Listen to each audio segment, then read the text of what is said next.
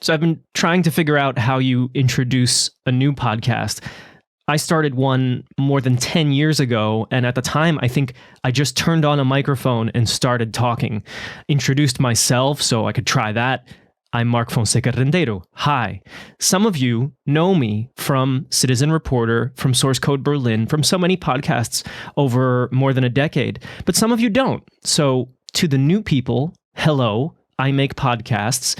To the old people, no offense, old, we're all young at heart, but welcome back. Welcome to a new initiative.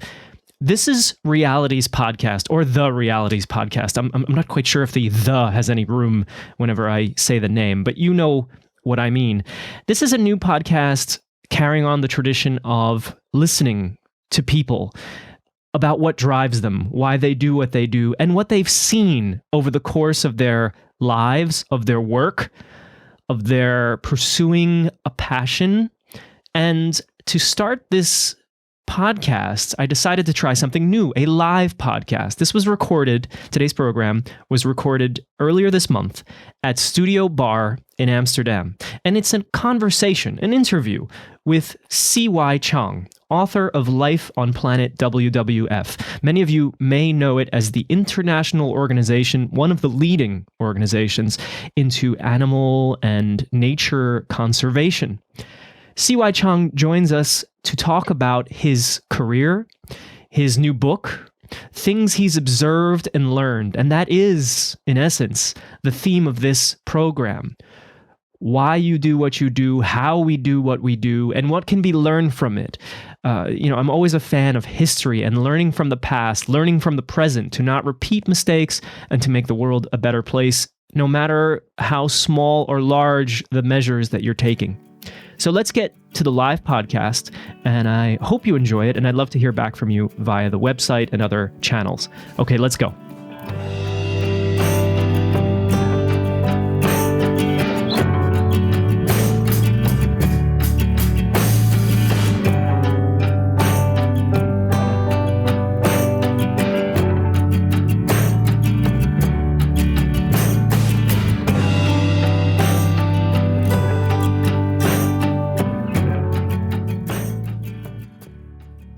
Girlfriend in those days, and I must have been, 15 or 16, and 3 houses from my house.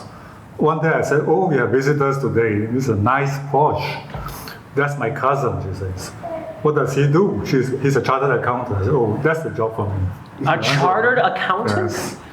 Yeah. So you decided, I'm going to be a really cool accountant. That was actually a mistake, but too late now. Yeah. When I finished my studies in the UK, it's when I met Françoise, my wife was here, and I wanted to buy a washing machine. We were so badly paid, I needed hire purchase.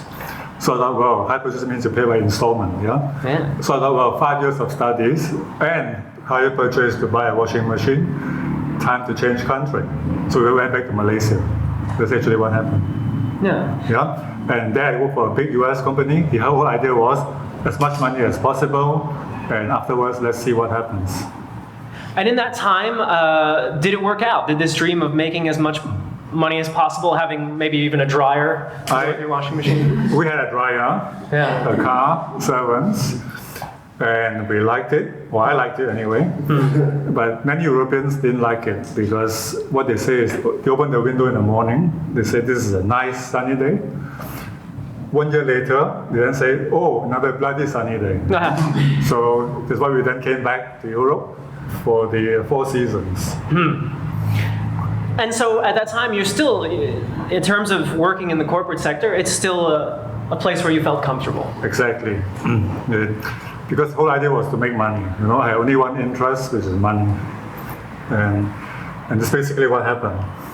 And I worked for a big US company in Geneva, and actually I liked it very much. It was very boring, but we were all very well paid. So in life you can't have everything.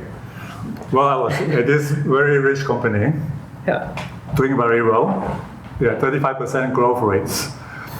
And we were so rich, money was like nothing, We had private jets, and we had boat rides for the smallest thing. One example, one day my boss says, we're hiring the boat in Geneva, for an office, for a party. As you do. So I said, well, that's good, but that boat costs $50,000. How many clients? I said, no clients, this is an office party. So at this office party, and when the party was finished, every man coming down the gangway from the boat was given a bunch of roses for the wife at home. Every woman had a nice Bordeaux for the man at home. So this is how rich that company was. Then the growth rate went from 35 to 20%, which is still very good, but the company couldn't cope. So I would have drinks with friends in the retail industry. They say, oh, 2% is excellent. What are you talking about? Yeah. So I said, well, we are just spoiled. So we are actually firing people. And then one day I said to my boss, why don't you also fire higher level people? Well, my idea is you actually slow down, start paying away the cash. I've been there 10 plus years. And maybe I better get some money before the money is all gone. That's how I actually asked to be fired. What did your boss say when you suggest firing you? He asked me, what did I have for lunch? Yeah. He says, too much wine? I said, no, but it was a good lunch. But so what were you thinking? This is a boring job, but then what? I mean... Well, the idea is one must change jobs once in a while. And if you change jobs while you're being paid, as like playing Monopoly, when you pass the goal, you get $100, you might as well change jobs while the money is still there. So anyway, the boss didn't say yes. He didn't say anything about it. And I had no news for 1 year. Then I got a phone call one Friday afternoon. Do you still want it? He said.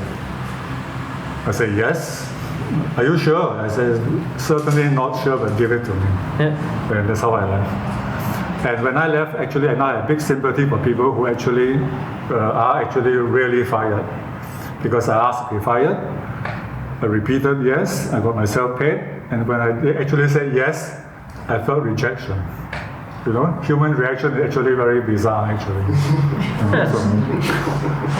At least my reaction was bizarre. So suddenly I found I could sort of retire for quite a while. Not forever, but for a while since I was paid. And in fact, I found that after a month or two, I was thoroughly bored. So to all the young people here, the message is, don't think about too much free time.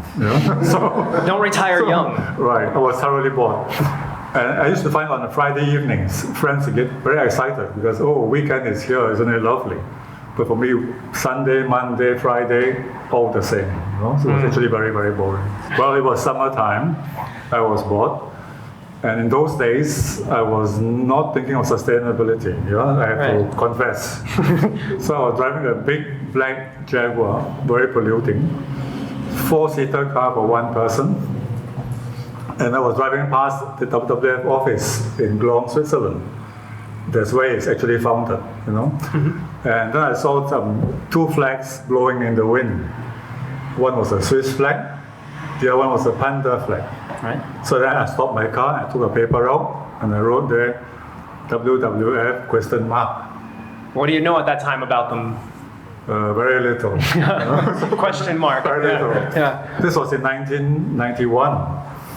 And my image in those days of WWF was a little shop near the Geneva railway station. Windows not very clean, and a few panda toys in the window.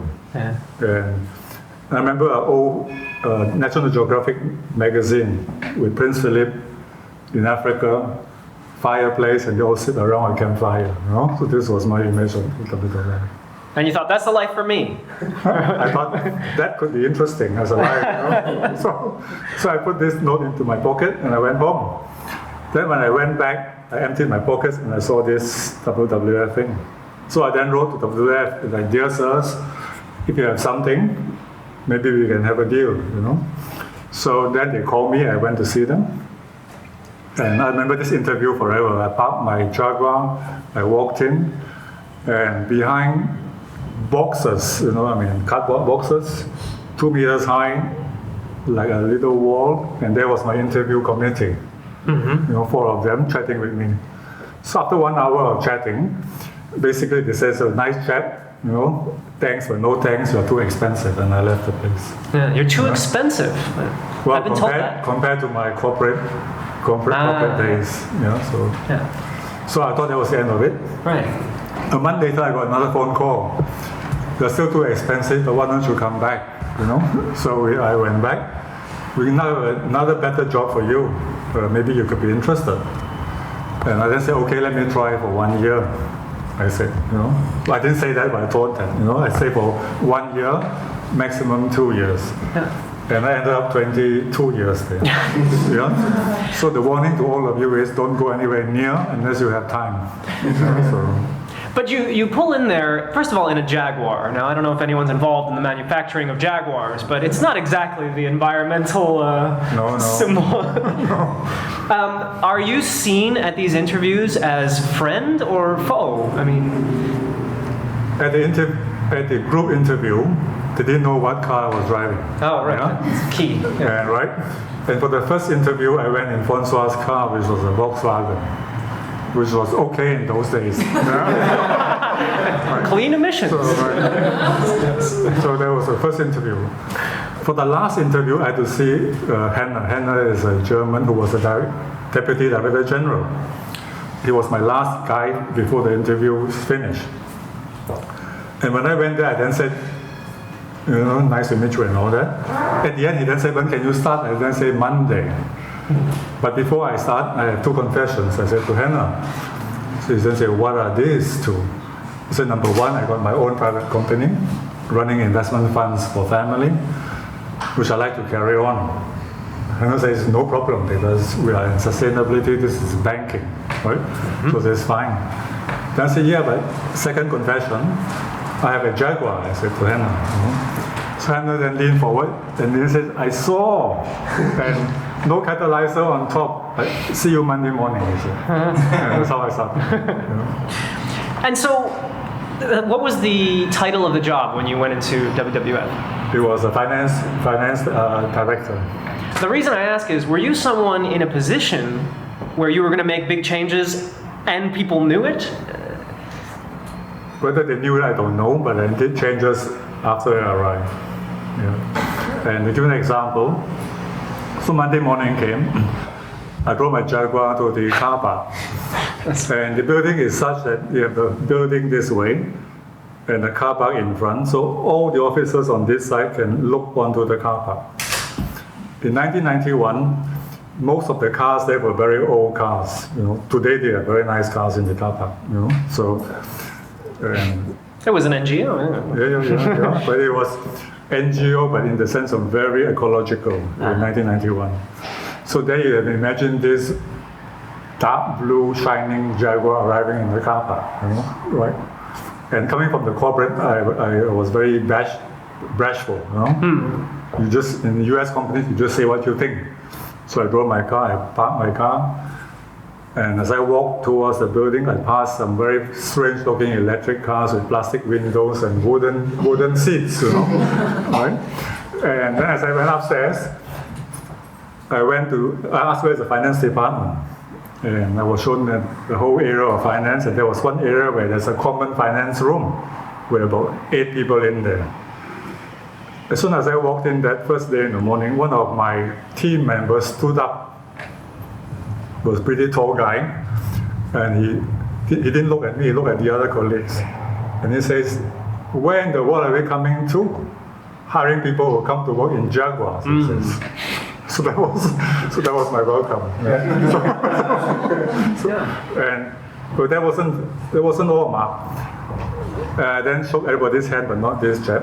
Right. And then I then said, "Well, where is my office?" I remember I came from US corporations, and "Oh, your office is the one next door."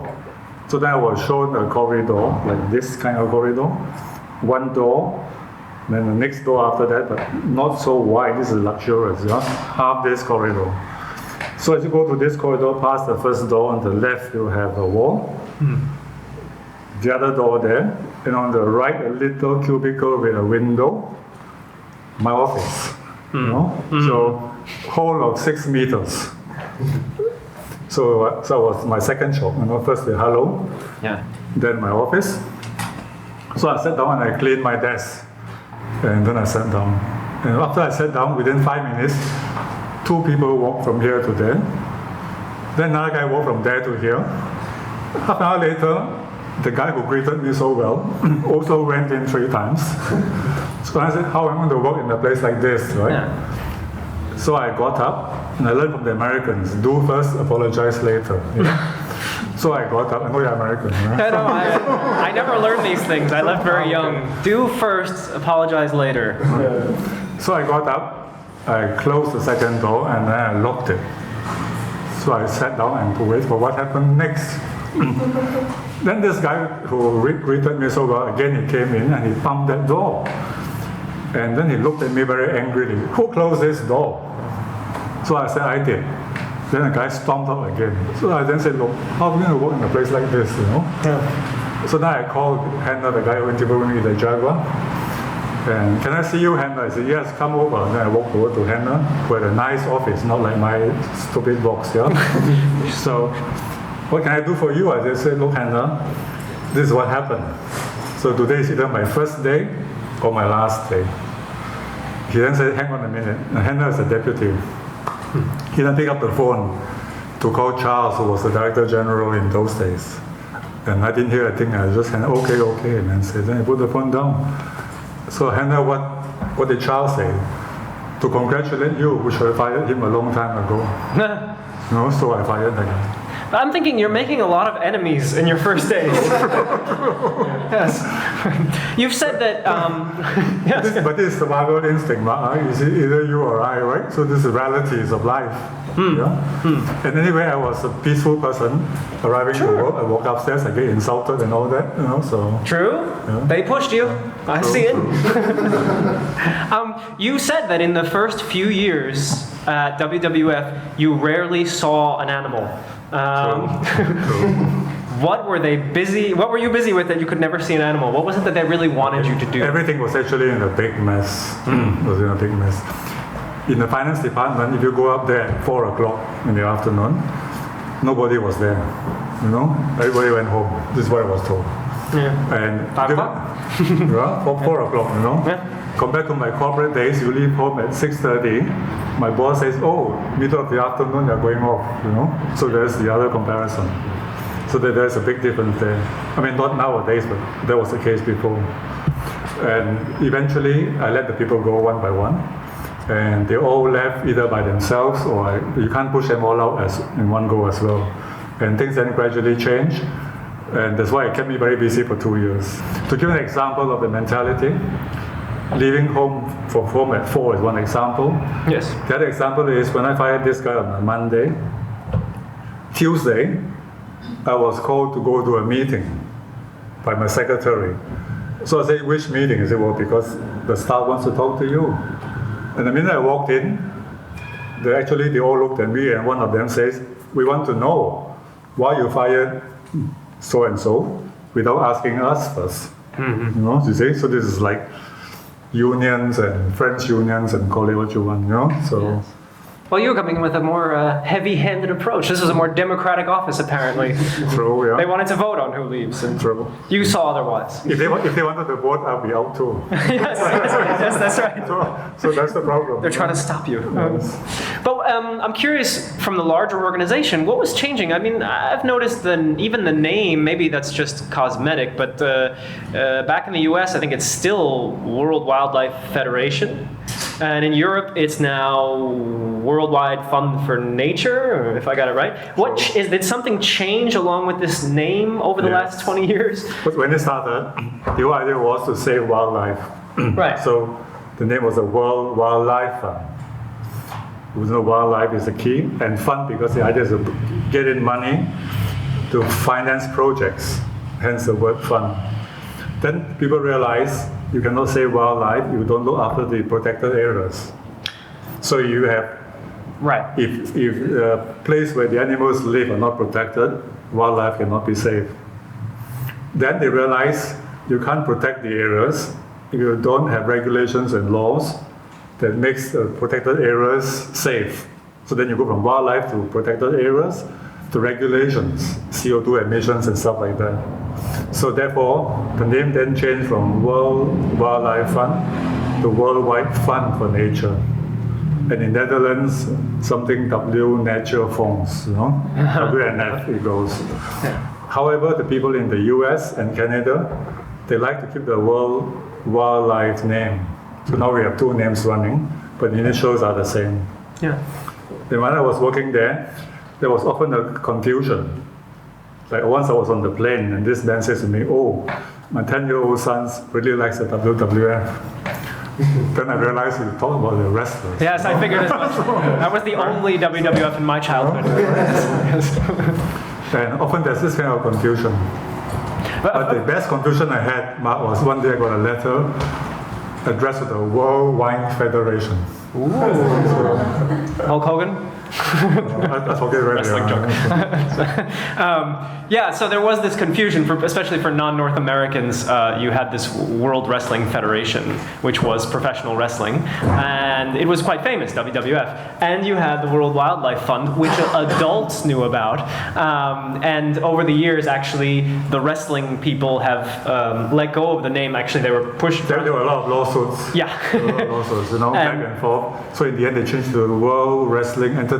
Yeah, yes, they are, and they're still around. Right, yeah. Anyway, but so brand names aside, I got the feeling, and you got to see a lot of that, and maybe we'll talk about that in the second half, that while you're there making the changes and reorganization, this organization is also changing how they do things in the world. I mean, and you just laid out some of that when it comes to it becomes more about laws, the actual regulations of the place. That's a much harder or complex job anyway. True. So things actually have evolved a lot. Because in 1991, one example is fundraising. In 1991, all the money mostly came from individuals, normal people like all of us. And if money came from governments, people were already frowning. This is in 1991, or 1990s.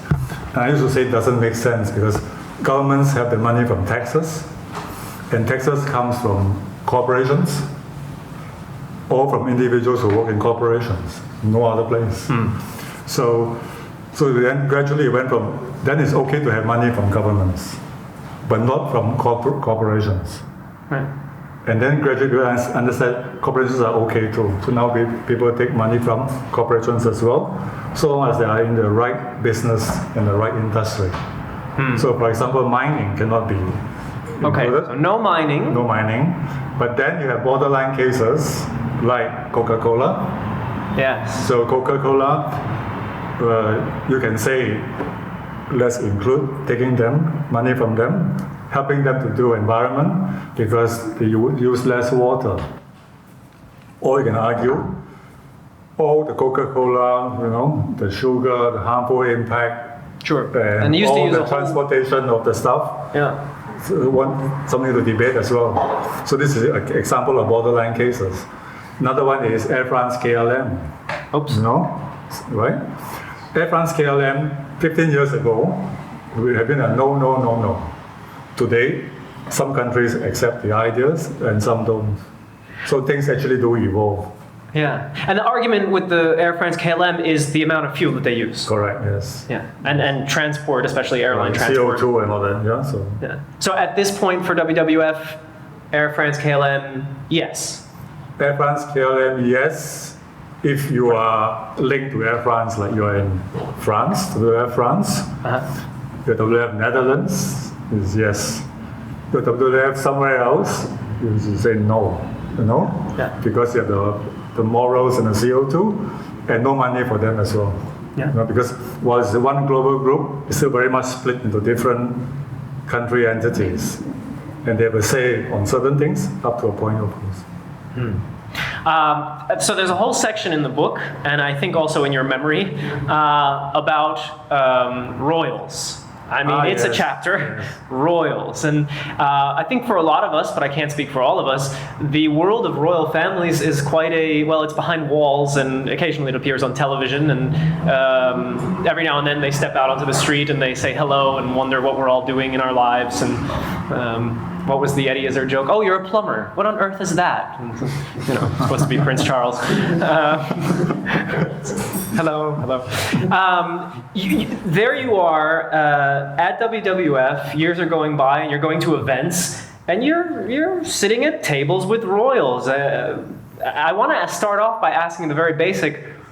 What's that like, or maybe better, what's going through your mind in those days? It's actually very interesting because coming from the corporate world, you only see people who are like you. I will go to meetings, we all speak the same language, wear the same suit and tie, and we bore each other to death, right? Yes. But then, in the NGO world, I found that I was meeting people. One day it can be somebody in the field, field worker, can be a banker in Frankfurt, and can be the royals as well, which I never saw one in my life before. Yes. And the ones I came across are actually all very nice. Not only the royals, but even also the bankers and other people. But I think it's because the business has got a natural filter. Somebody who is interested in the environment is more likely to be a nice chap or woman than somebody who is interested in, drug smuggling or something else. So in that context, the royals fit in as the others fit in as well. But I put in a royal section in the book, especially because I want to sell my book also to the Americans and to the British. They love that crap. So that's where that section is. And I remember also when I first joined, my colleague says, "Oh, we have meetings in Buckingham Palace." I said, "No, you're kidding." I said, "See, yeah, because Prince Philip is the president." Right. And I said, "Oh, that's interesting," because often you think they only lend the names, but he was actually very keen on the environment issue. And I recall my first meeting in the palace. I was in London at the Regent's Park Hilton. And I hailed a taxi. A black cab came. And where to, sir? He said, I say, Buckingham Palace. He looked at me like, you mean Buckingham Palace Road? I said, no, I mean Buckingham Palace, Like, you stupid tourists, So he took me to the palace, and it was very interesting. But he figures you're going to stand outside with the rest of them, right? And just go. True. So he takes you to the gate. He took me to the gate. He stopped there. Yeah, have fun. And then the guard looks at the list. And normally the meetings are about 7 or 10 of us, so it's quickly done. Then he will wave us through. And then suddenly I found myself walking into Buckingham Palace, but from beyond the gate. And this is the palace I saw on television a million times, Queen this, queen that. And it was actually very interesting. Yes. And you got lost in there. We're not going to talk about that now, but it's documented how you got lost in the palace. But how does that work in the? I almost want to make like a pyramid or a pecking order. WWF in the 90s has Prince. I'm losing my princes. Prince Charles?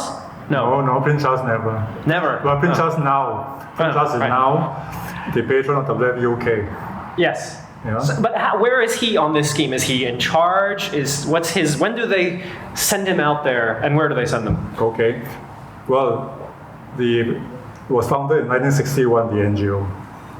When it was founded, the founders asked for the royalties to be involved because the idea is royalties attract people. So they went to ask Prince Philip to join, to be the first president. And he said he couldn't because he just joined the Royal Carriage Society as president. So the second biggest. Right. Never heard of them, yeah? It's good to be And that's it. Well, in that case, I recommend my friend, Prince Bernhard of the Netherlands. Oh, right. So that's how Prince Bernhard became the first WWF president. And later on, having done so many terms, he then left. And then Prince Philip, having left his Carriage Society, then joined as the president of WWF International. So that's how the royals came in. And then your job, you said, is to attract people. The royals attract people which otherwise you wouldn't attract. So that's the whole idea. And I've seen examples. Some of these big and powerful people, they can be very difficult and arrogant. The same people in Buckingham Palace after user, everybody is polite and very nice. And why not? And I also found the royals that I came across, they're all very nice people. And with a lot of humor. So my first fundraising dinner was in St. James Palace. And I remember Prince Philip walking up to talk to all these people. And he says, "Good evening, everybody. This is the WWF. And what do you think our mission is?" I tell you, he says, "to give marvelous dinners at reasonable rates for you, the rich and famous," he says. Yeah. Yes. It's the Chili's of the wealthy.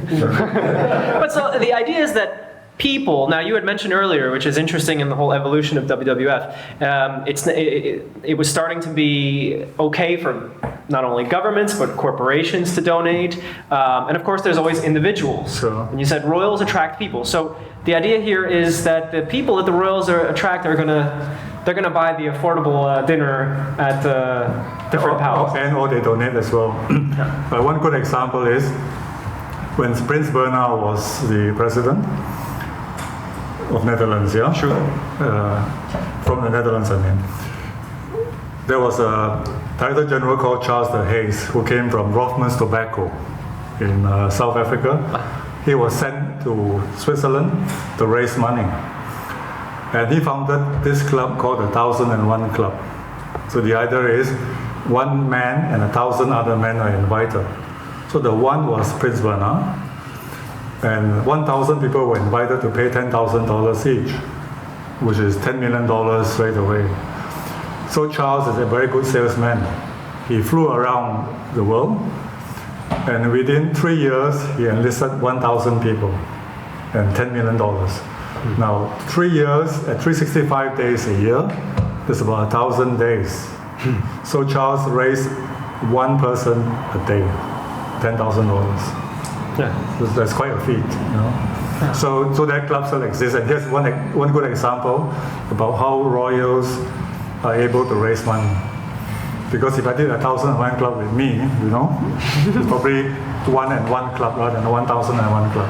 So. All right. We're going to take a little break. When we come back, we're going to talk about when CY goes out into the field and the kinds of things that are, he encounters there. And we'll get into some other aspects about life and the work and much more.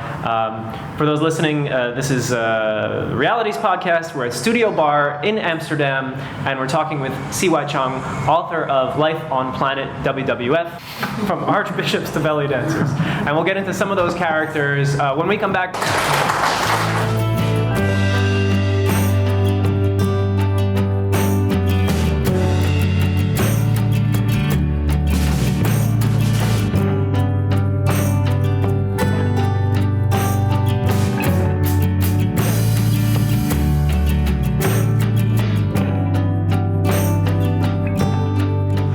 But so we're back with our conversation with CY Chong and the book Life on Planet WWF.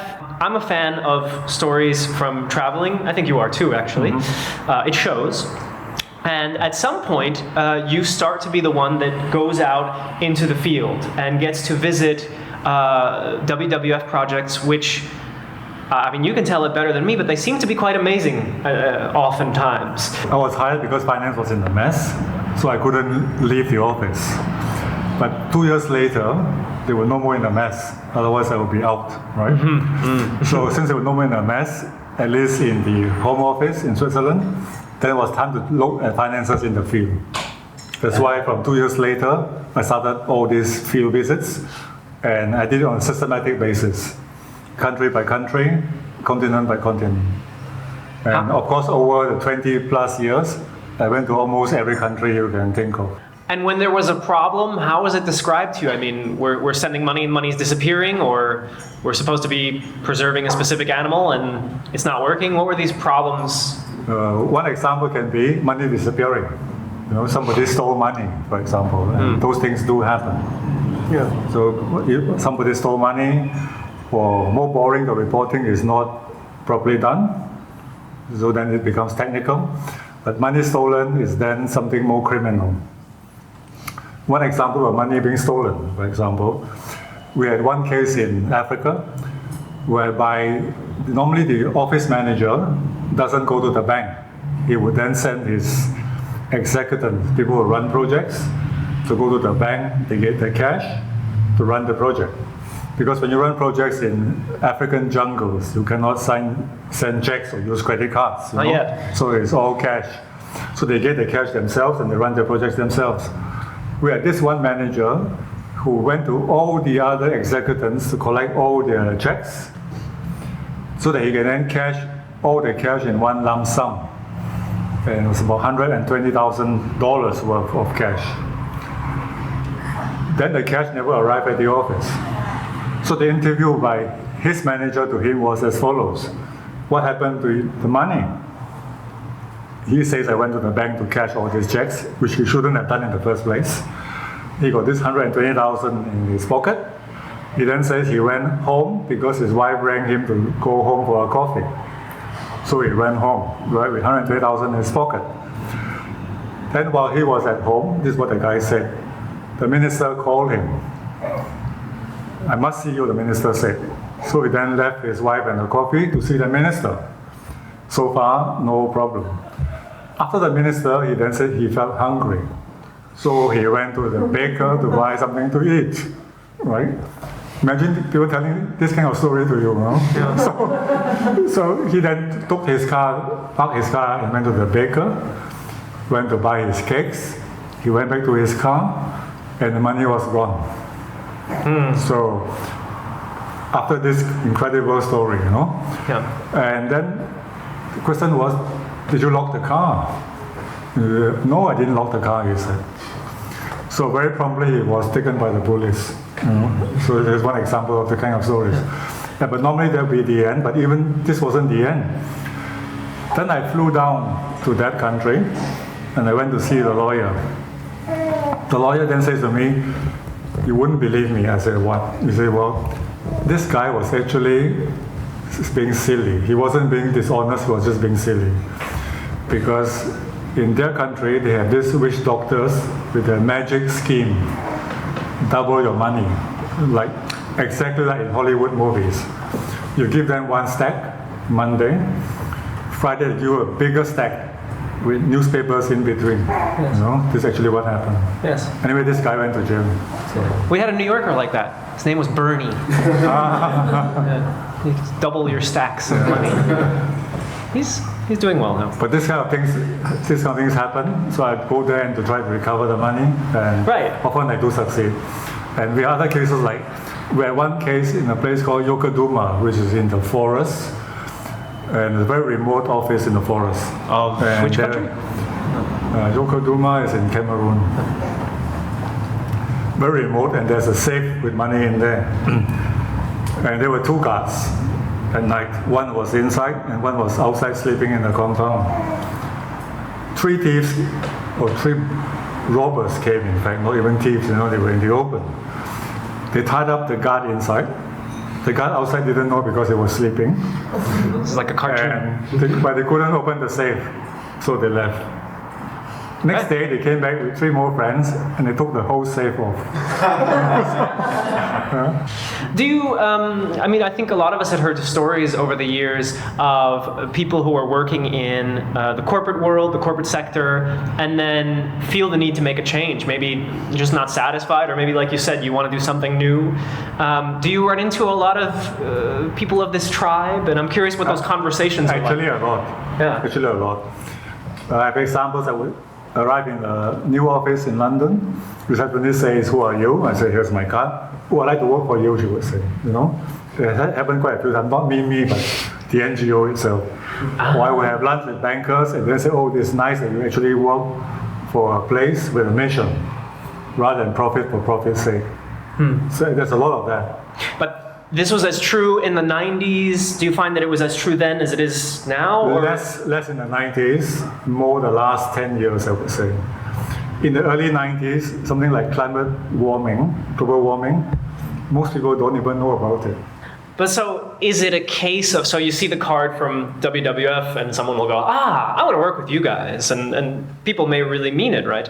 But is this a case of, the grass is greener on the other side? Is the world of NGO work, was it for you, so different from the world of corporate work or any other? I would say on the technical side, somewhat different. It's more demanding because it must have all this information that the corporate world doesn't need so much. Who the money went to. An example is auditing. Sometimes you have the internal audit, one set of audit, the Pricewaterhouse audit, external audits, and the agency's auditors as well. So you have 3 set of auditors checking something, which you will normally not have in the corporate world. But then in the corporate world, you will have analysts looking at the numbers. Stock analysts, right? Newspapers, which you don't have in the NGO world. Have these worlds become more similar in the last 2 decades, or have they veered off in very different directions? I think it depends on the people in there and the mindset of the people in there. So some things that are similar, standard reporting is all the same, right? But mindsets can be very different. If you are into a profit at all costs environment, you behave one way. When you are trying to do something for the greater good, then you behave another way. Hypothetical, or maybe not, but if you could work, or maybe be a fly on the wall even, at any NGO nowadays, who would you really like to be a part of and see what's going on in this world? Probably something linked with refugees. Probably, yeah. Why I say that is very simple, because as the word refugees, you encompass a whole bunch of different people. The sick, the elderly, the children, the needy, and so on. Because any of us can be a refugee tomorrow. You never know. Right. Whereas WWF, for example, is already very narrow, right? Environment.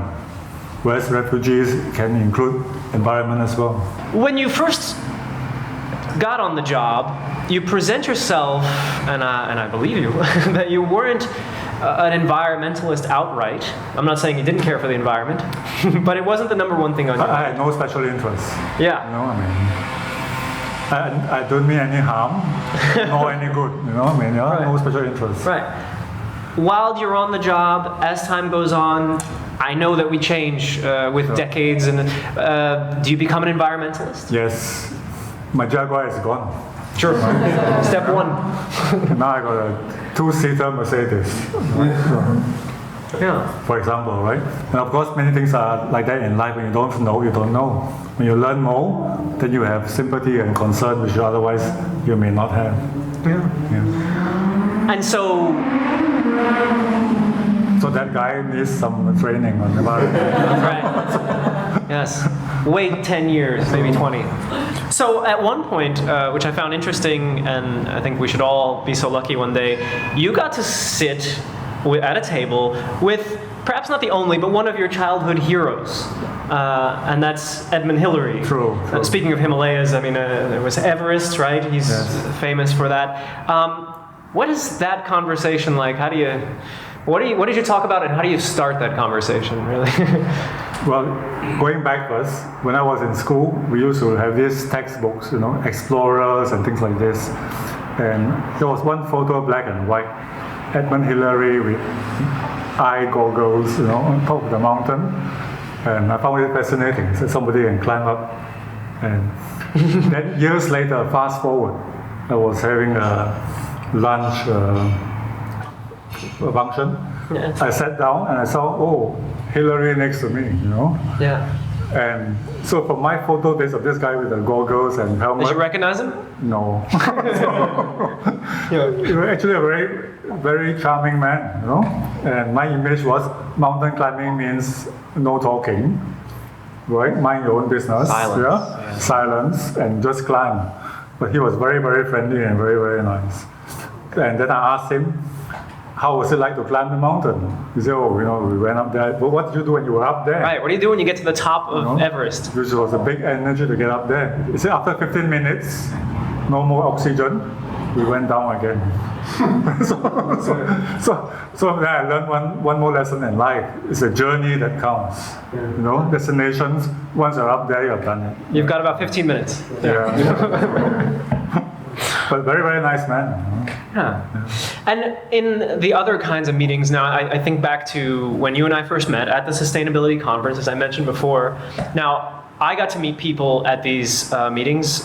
Sometimes they were good, and not just good people, I mean doing interesting work, and they meant it. And sometimes you know that, right? You meet someone and you know if they're passionate and they really mean it when it comes to, be it the environment or whatever it is they're doing. And you also know when someone's kind of, just talking, right? And now in this world of, let's call it corporate social responsibility, we know there's a lot of noise now, maybe more so than ever.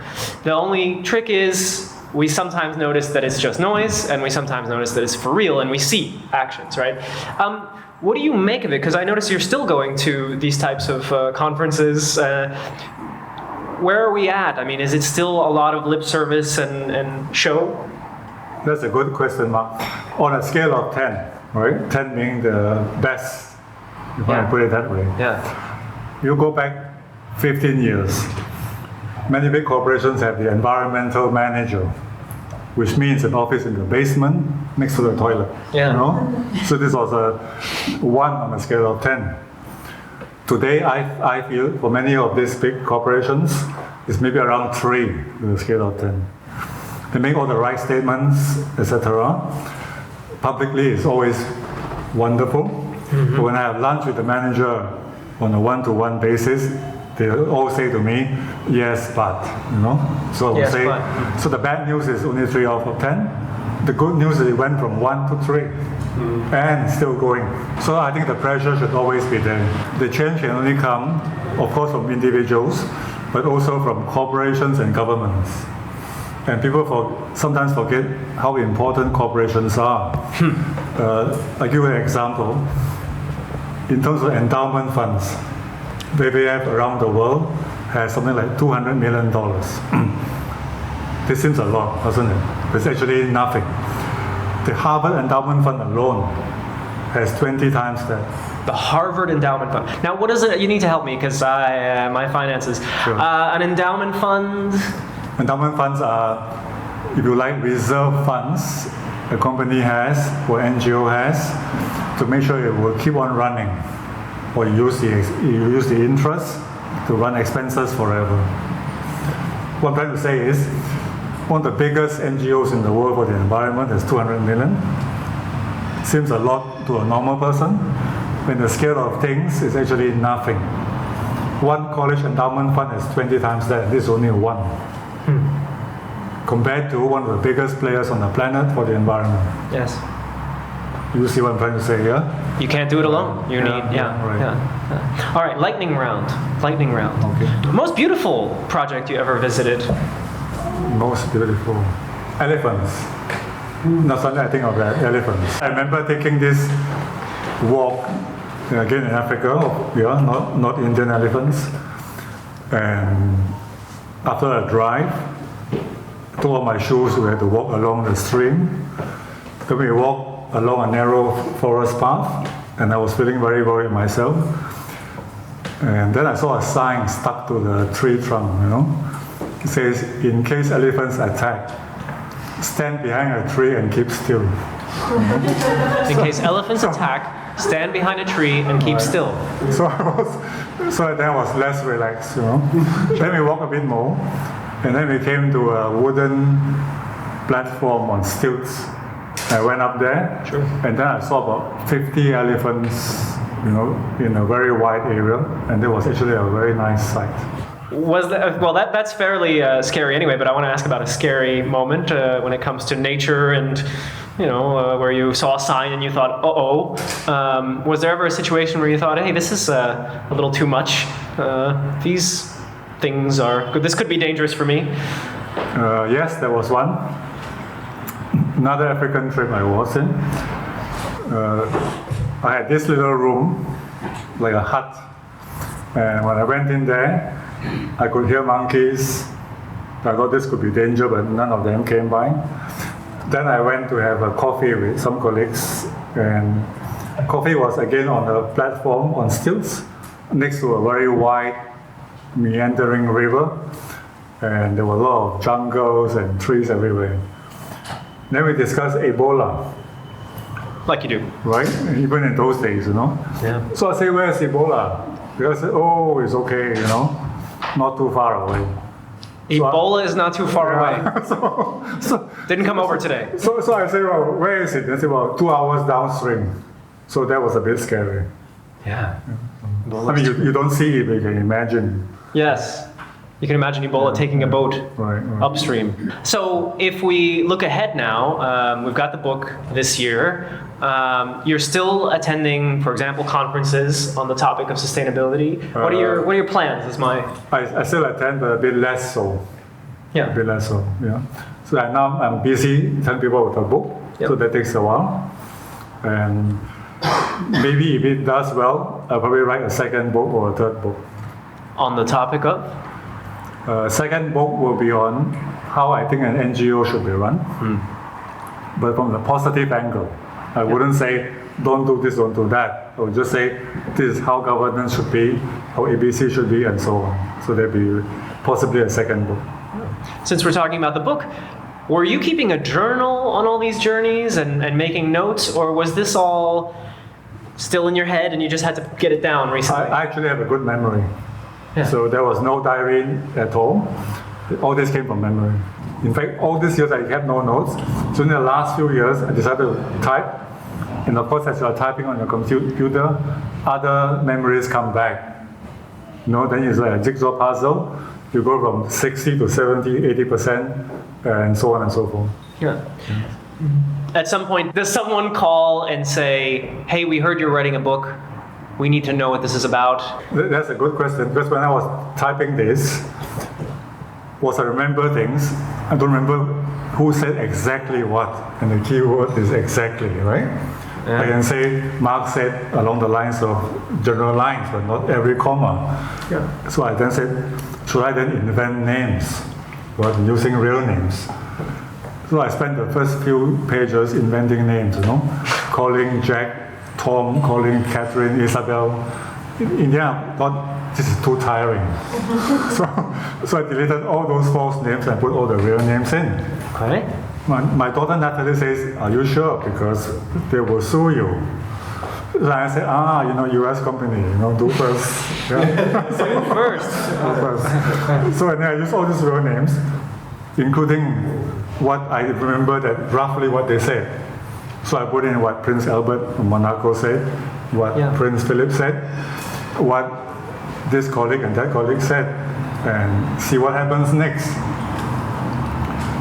Nothing happened next, but in between, colleagues were then asking me like, oh, what secrets are in your book, Jill? Yeah. So I then said, my friend, I've been there longer than you, right? I worked with 4 director generals, 6 operating managers, 5 treasurers. I know all the skeletons, but I wouldn't want to be the guy who puts all this out. So they are actually disappointed, right? Yeah. So, right? The people like to read scandals. They want scandals. They want scandals. And then the opposite is actually people donate when they read my book. So they have the opposite in fact. Yes. And then when I actually had the book printed, I was a little bit hesitant. Who's going to complain now, right? So I sent 1 copy to the Director Generals. They all said they liked it. Yeah. I sent 1 copy to Prince Philip because he's quite featured in my book. Then I got a communication from the palace, Dear Mr. Chong, what's your mailing address? So I thought, oh, is this good news or bad news, right? Maybe it's good news because if it's bad news, it would then say, our lawyer needs your address.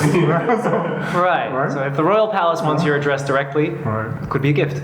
So then anyway, the mail came in, and I opened it, Balmoral Castle, And I got a long note like, thank you for the book. Thank you for all the good work you did in finance.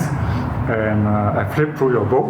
Not ready yet. I flipped through your book. It looks very entertaining. and then he signed by himself, which I thought was very nice of him. And he told the truth instead of saying, I read the whole thing twice. Then I called my public relations people in London.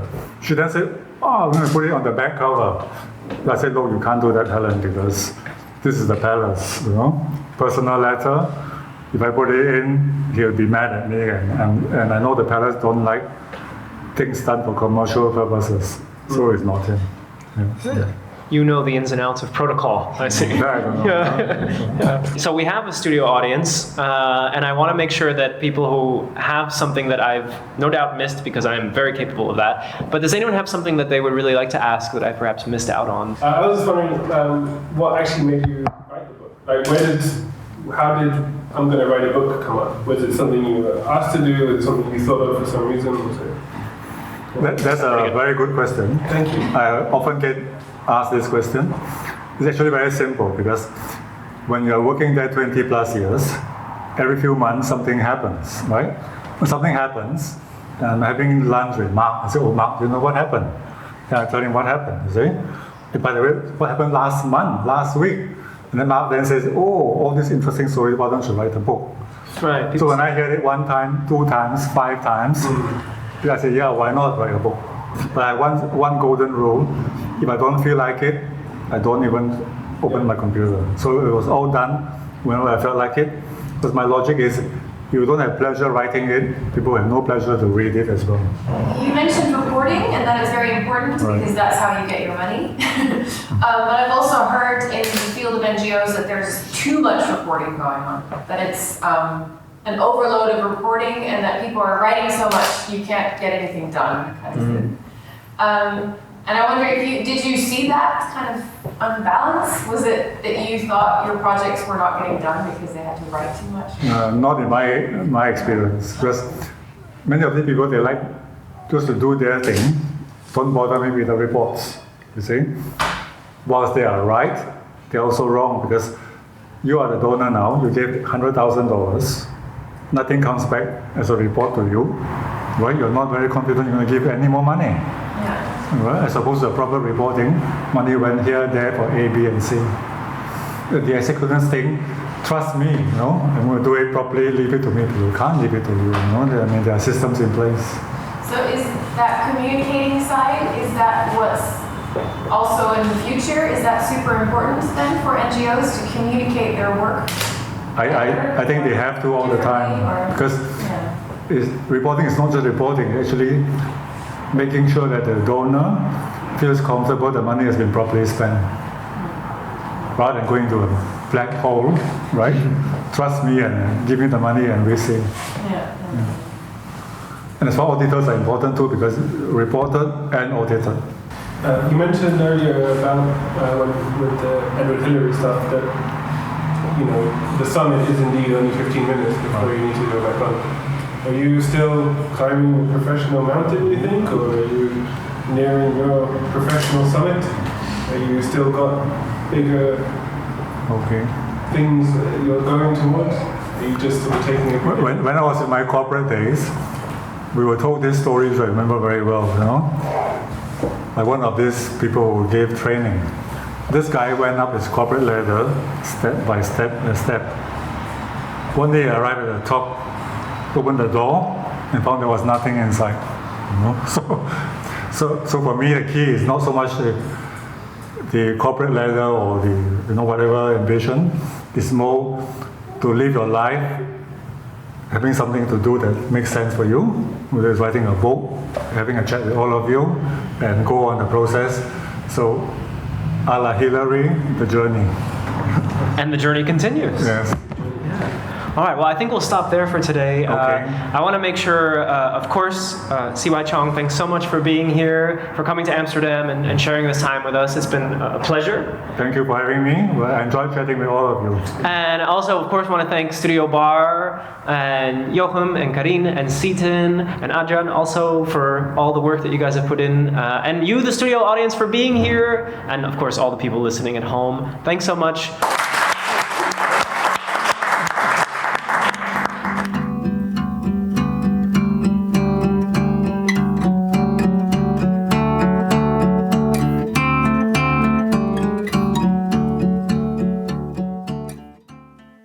You're listening to the inaugural episode of Realities Podcast, and that was CY Chong live in Amsterdam talking about his new book, Life on Planet WWF.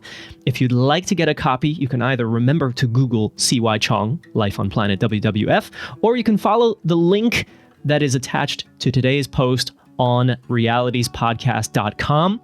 If you're into Facebook, you can find us there, Realities Podcast. On Twitter, I'm going to keep using my usual handle. Many of you already know it, Bicycle Mark. Mark is with a K. And let's see, any other relevant? Oh yes, we're on YouTube. If you enjoy YouTube, you usually turn on a playlist. That is also an option for Realities Podcast.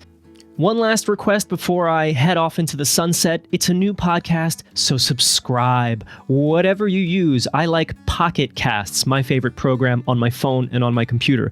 But perhaps you like something else like iTunes. I'm also there on the Realities Podcast. But you definitely want to subscribe, and we'll be back next week with another program, another interview. There won't be live podcasts necessarily, but they will be interesting, lively, and diverse in terms of topics. So if you like to learn about the world and individuals, how they do what they do, why they do what they do, that is what I will be busy bringing to you as often as possible, hopefully on a weekly basis. All right, until next time, I'm Mark Fonseca Rendeiro. Thanks for listening. See ya.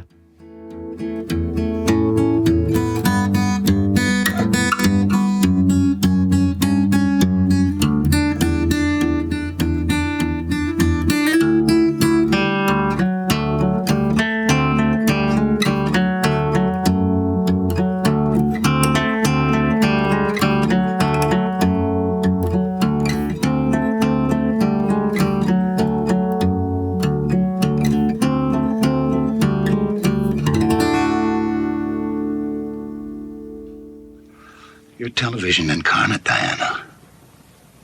Indifferent to suffering, insensitive to joy.